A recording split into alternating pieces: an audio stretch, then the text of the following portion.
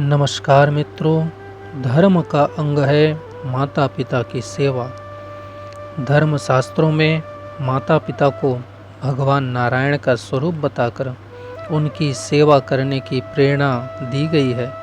माता पिता की आज्ञा का पालन एवं उनकी सेवा करने वालों की सद्गति एवं सुख प्राप्त करने के भी सहस्रों प्रमाण शास्त्रों में भरे पड़े हैं। पद्म पुराण में कहा गया है, यदि पिता व्यतीत भूख से व्याकुल, वृद्ध, सब कार्यों में असमर्थ, रोगी और कोढ़ी हो गए हों तथा माता की भी वही अवस्था हो, उस समय में जो भी पुत्र उनकी सेवा करता है उस पर निसंदेह भगवान विष्णु प्रसन्न होते हैं। पुत्रों के लिए माता पिता से बढ़कर कोई तीर्थ नहीं है। वे इस लोक और परलोक में भी श्री नारायण के समान है। पिता धर्म पिता स्वर्ग पिता ही परमम तप पितरी प्रीतिमापन्ने प्रीयन्ते सर्वदेवता। जो माता पिता का अपमान उत्पीड़न करते हैं उनके विषय में यहाँ तक लिखा है, पीतरो विकलो दीनो वृद्धो दुखित मानसो महागदेन संतप्तो परित्यजन्ति पापधि सपुत्रो नरकम याति दारुणम कृमिसंकुलम। अर्थात जो पापात्मा पुत्र किसी अंग से हीन, दीन, वृद्ध, दुखी तथा गंभीर रोग से पीड़ित माता पिता को त्याग देता है, वह कीड़ों से भरे हुए दारुण नरक में पड़ता है। जो पुत्र कटु वचनों द्वारा माता पिता का उत्पीड़न करता है, वह पापी बहुत दुख उठाता है। माता पिता की अवहेलना करने वाले पुत्रों के पतन के हजारों प्रमाण शास्त्रों में मिलते हैं। माता पिता की आज्ञा का उल्लंघन करना, उनका अपमान करना, उत्पीड़न करना घोरतम पाप है।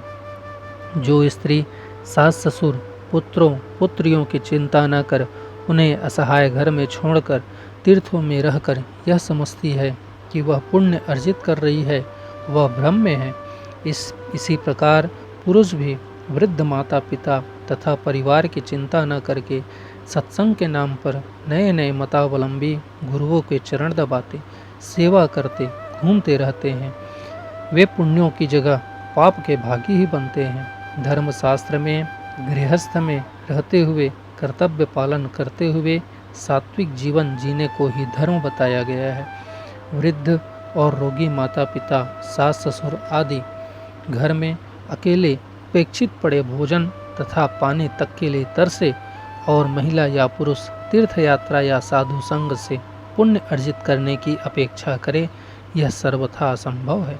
सर्वोपरि धर्म वृद्ध माता पिता तथा सास ससुर की सेवा शुश्रूषा ही बताया गया है। श्राद्ध भी हमें अवश्य करनी चाहिए। माता पिता की सेवा तो जीवन पर्यंत करनी ही चाहिए, परंतु उनकी मृत्यु के पश्चात उनके निमित्त श्राद्ध एवं तर्पण करना भी नितांत आवश्यक कर्म है। आज के नवयुवक तो श्राद्ध तर्पण को ढकोसला समझने लगे हैं। कुछ लोग जानते हुए भी समयाभाव एवं विभिन्न परिस्थितियों के बहाने श्राद्ध तर्पण की अवहेलना करते हैं। ऐसे व्यक्ति सचमुच बड़े भूल कर रहे हैं। पितरों के निमित्त किया हुआ तर्पण एवं भोज्य सामग्री निश्चित रूप से उन्हें मिलती है, इसमें किसी तरह की भी शंका नहीं करनी चाहिए। महर्षि व्यास जी कहते हैं, आयु प्रजा धनम विद्या स्वर्गम मोक्षम सुखानि च प्रयच्छन्ति तथा राज्यम पीतरः श्राद्धतर पिता।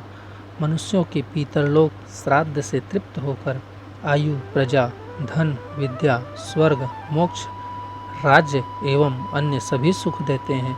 मार्कंडेय पुराण में बताया गया है कि मनुष्य के पास यदि कुछ भी न हो तो केवल साक से ही विधि पूर्वक श्राद्ध करना चाहिए। श्रद्धा पूर्वक श्राद्ध करने वाले के कुल में कोई क्लेश नहीं हो पाता। श्राद्ध कर्म न करने से पितरों के कोप का भाजन बनना पड़ता है। श्राद्ध से पितरों को अपूर्व तृप्ति एवं शांति मिलती है। यह पुनर्जन्म की अनेक घटनाओं से सिद्ध होता है। माता पिता की सेवा सदैव सदैव करनी ही चाहिए।